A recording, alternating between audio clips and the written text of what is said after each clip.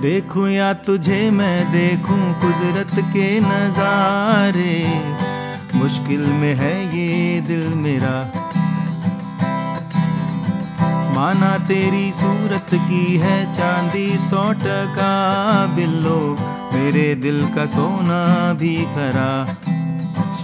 ये तेरी चांद बालियां है होठों पर ये गालियां, ये तेरी चांद बालियां है होठों पर ये गालियां, सोचने का मौका ना दिया है। मैं तो तेरे पीछे हो लिया, मैं तो तेरे पीछे हो लिया। यस, अब देखना भाई का चैनल सब सब्सक्राइब करेंगे। हाँ पक्का करेंगे भाई, हाँ हम भी करेंगे भाई।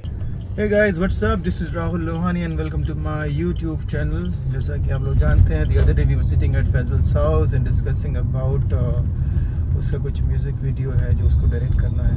वो ऑलरेडी बहुत 8-10 म्यूज़िक वीडियो डायरेक्ट कर चुका है। So he wanted some help in art department मतलब जहाँ पे कि प्रॉपर्टीज़, पीछे का बैकग्राउंड कैसा होगा, क्या कुछ लाइटें हो सकती हैं, कुछ प्रॉप्स रख सकते हैं। सो वो सब डिस्कशन करने के लिए मैगी को बुलाया था। So now we are going to Mud Island to see the location कि क्या हो सकता है, कैसी लोकेशन है। So we are on our way to Mud Island. So slow moving traffic में हम लोग बढ़ चले हैं मड आइलैंड की तरफ, जो कि एक तरीके से देखा जाए तो मुंबई से थोड़ा हटके है। हटके कहना भी थोड़ा गलत होगा, क्योंकि अगर वर्सोवा से जाते हैं तो 1 मिनट की फेरी लगती है, जिसे आप क्रॉस करके सी को क्रॉस करके आप मड आइलैंड पहुंच जाते हैं। या फिर ये रास्ता जो हम लोगों ने लिया है via highway, western express highway से आप कांदीवली में एंटर करते हैं और वहां से सीधी रोड जाती है मड आइलैंड के लिए। और फ़िलहाल हम इस वक्त हैं वेस्टर्न एक्सप्रेस हाईवे पर, और एग्जैक्ट लोकेशन कहूँ तो गोरेगांव ईस्ट। यहाँ से हम जाएंगे मलाड सबवे क्रॉस करके मलाड वेस्ट में जाएंगे।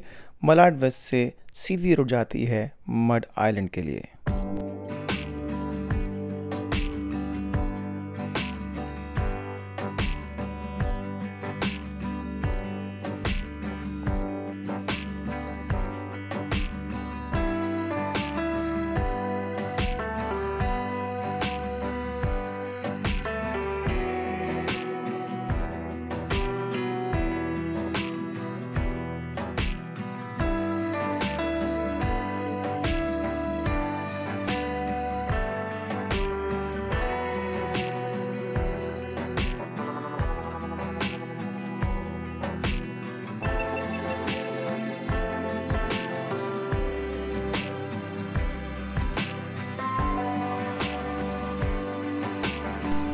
और जैसा कि साइन बोर्ड पे दिखाई दे रहा है, अगर हम लेफ़्ट जाएंगे तो अंधेरी, राइट जाएंगे तो बोरीवली और सीधे जाएंगे तो मड आइलैंड। इस सिग्नल से पहले कभी राइट नहीं हुआ करता था, ये डेड एंड हुआ करता था और ये लैंडमार्क हुआ करता था कि आपको इस डेड एंड से लेफ़्ट लेना है जो आपको मड लेकर जाएगा। सो वक्त के साथ साथ मुंबई भी बदल रहा है और यहाँ की रोड्स का जाल और बढ़ रहा है।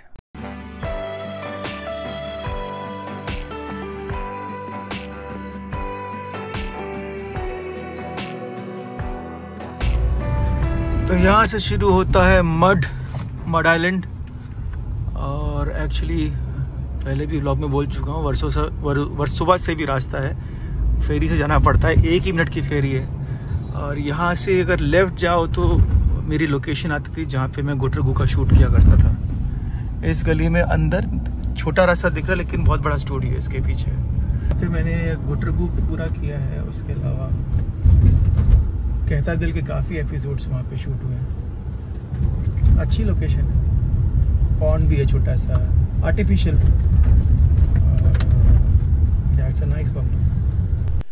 एक्चुअली मड में सबसे इम्पोर्टेंट चीज़ जो है डिफेंस के हिसाब से वो है INS हमला, जो कि डिफेंस का इलाका है और काफ़ी बड़ा इलाका है, तो आपको देखने को मिलेगा।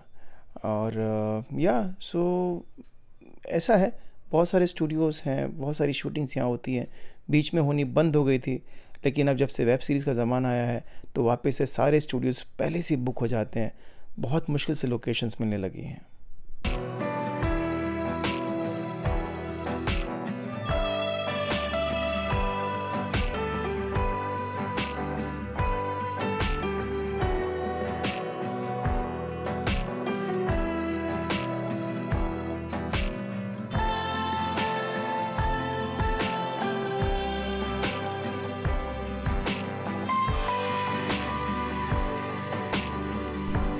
और ये है INS हमला, जो कि इंडियन नेवी का एक बहुत इम्पोर्टेंट हिस्सा है। और ये इस तरह की जो नेवल एरियाज़ होते हैं वो हमेशा कोस्टल एरियाज़ में होते हैं, जैसे कि मुंबई में, ऐसी बहुत जगह इंडिया में है।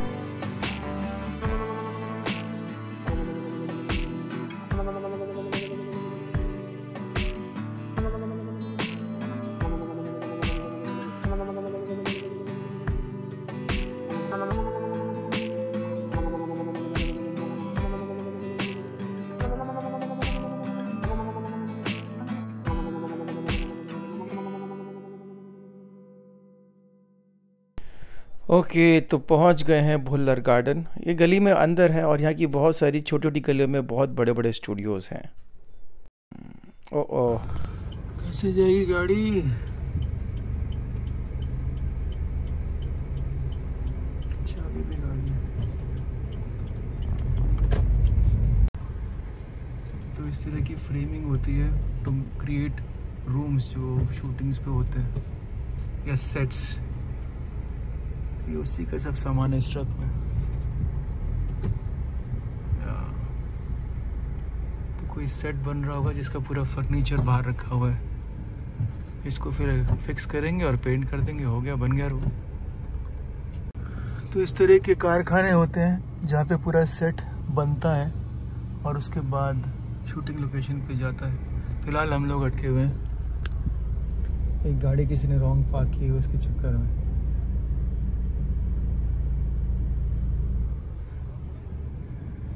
ओह भाई साहब ने गाड़ी हिलाई, धन्यवाद। पान खाना होगा।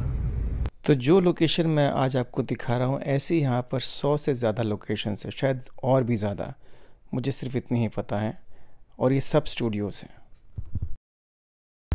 भुल्लर गार्डन में भी बहुत शूट होता है, बहुत, मतलब बहुत, आज से नहीं सालों से। लेकिन मैंने कभी यहाँ पे शूट नहीं किया। भुल्लर भी 2-3 है, भुल्लर गार्डन भी है, एक भुल्लर हाउस भी है।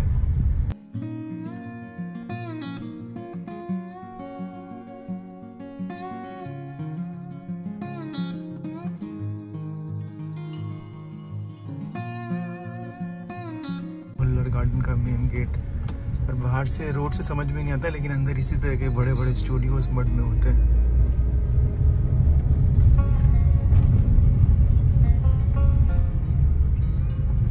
और एक ही लोकेशन पे कई कई शूट भी चलते हैं। जैसे मंदिर का लोकेशन दिख रहा है, वहाँ पे एक मंदिर का शॉट कोई और सीरियल का चल रहा होगा, वैनिटी वैन्स खड़ी हुई हैं। यहाँ पे किसी और का सेट लगा हुआ है, आगे कुछ और शूट चल रहा होगा, यहाँ कुछ और शूट चल रहा है, और ये कुछ और है। इधर डाल दे, इधर डाल दे। और फैजल मियां फोटो वाले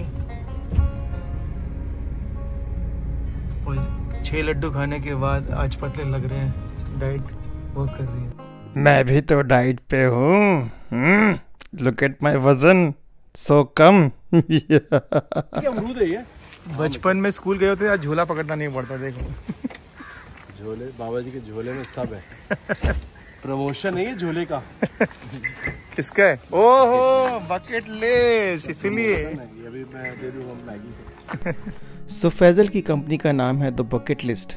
अब बकेट अगर आपको याद हो तो पिछले एपिसोड या पिछले व्लॉग में जो कुत्ता था उसका नाम बकेट है, और उसी के नाम पर ये कंपनी है द बकेट लिस्ट। आप सर्च कर सकते हैं यूट्यूब पे और देख सकते हैं फैजल के डायरेक्ट किए हुए वीडियोस। बात बता, देख, मेरा बेसिकली अगर मैं उसको रस्सी बांध के लटकाता हूँ तो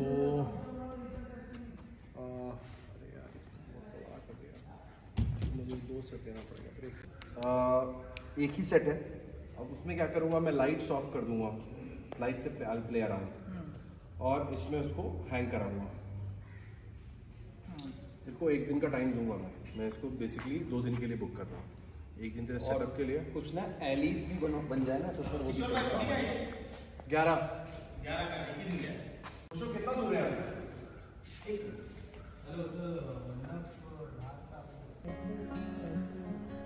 मतलब जितना डेप्थ चाहिए, जितना नीचे चाहिए वो भी हो सकता है, जितने यूज चाहिए। वो भी हो सकता है, ये भी हो सकता है, दोनों अच्छे लगेंगे। So we are waiting for the cinematographer, और जब तक DOP कैमरामैन आते नहीं हैं तब तक क्या करते हैं, लोकेशन अच्छी है, थोड़ी सी फोटोग्राफी की जा सकती है। So while eating my diet food that is kakdi and dal, let me click few pictures.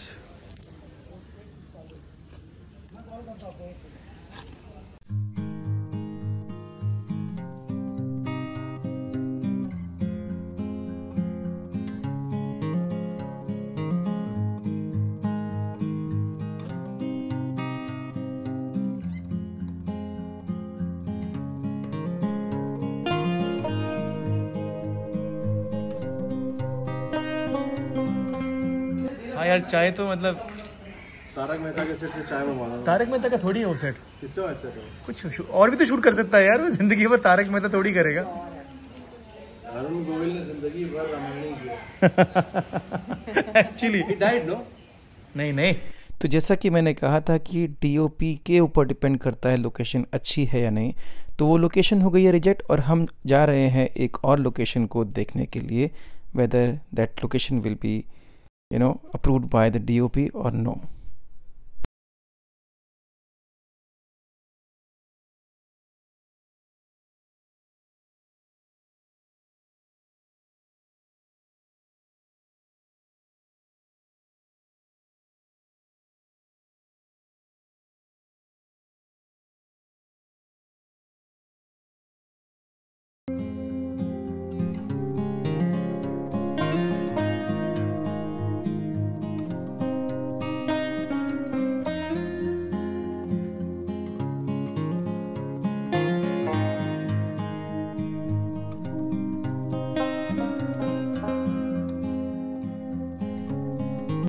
तो जो आप सीरियल्स के सेट देखते हो वो इसी तरह की खाले बड़े बड़े गाले या कमरों में बनाए जाते हैं, बिल्कुल इस तरीके से जैसे कि रियल घर हो।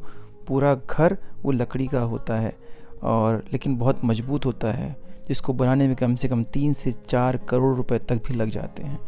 और ये लोकेशंस लीज़ पे ली जाती हैं साल भर के लिए, 2 साल के लिए, और उसके बाद सीरियल की किस्मत पे डिपेंड करता है कि क्या होता है, लेकिन ये एक बेसिक कॉस्ट है किसी भी शो के लिए। सो DOP ने लोकेशन अप्रूव कर दी है, लेकिन तामझाम बहुत है, और अब ज़रूरी नहीं कि इस म्यूज़िक वीडियो में हम लोग साथ हों, लेकिन ये बेसिक तरीका है। अब डिपेंड करता है कि म्यूज़िक वीडियो का बजट कितना है, क्या आर्ट डायरेक्टर की ज़रूरत पड़ेगी, क्या सिर्फ लाइट से काम हो जाएगा जो कि DOP का काम होता है, कहना मुश्किल है, ये तो वक्त ही बताएगा। Okay, so we have come to this place to meet छाया मासी। बीच में जब हम लोग गोवा गए थे तो वो गिर गई थी, और उनको आई थिंक पीछे बैक, या तो बैक का बोलूँगा, मुझे एग्जैक्टली पे याद नहीं है, बोन का एक हिस्सा टूट के अंदर चला गया था। फिर उसको उनकी सर्जरी हुई, ऑपरेशन जो भी कुछ हुआ, तो मिल नहीं पाए थे। आज इस तरफ आए थे मठ की तरफ, तो सोचा कि उनसे भी मिल लेते हैं। सो मैगी को ड्रॉप किया मैंने, गाड़ी की पार्किंग ढूंढी है। Now I am also going.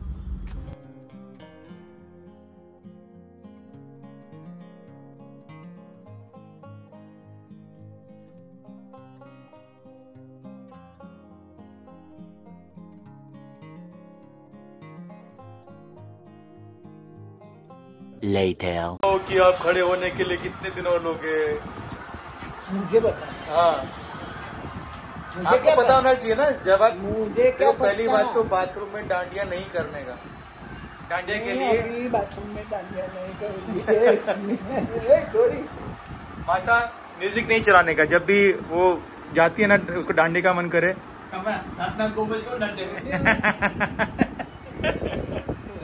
Dandiya वांडिया नहीं करने का, आराम से बैठने का। एज हो गई है, अभी डांडिया का टाइम गया, वो टाइम अभी माया का बचा है। हाँ, अभी मैं वही बोलने वाली। माया और रीटा पे छोड़ दो डांडिया खेलना, वो अच्छा खेलती है मोबाइल पे। मैं सुपरवाइजर सुपरविजन करो बस। चल मैगी, लेट्स गो।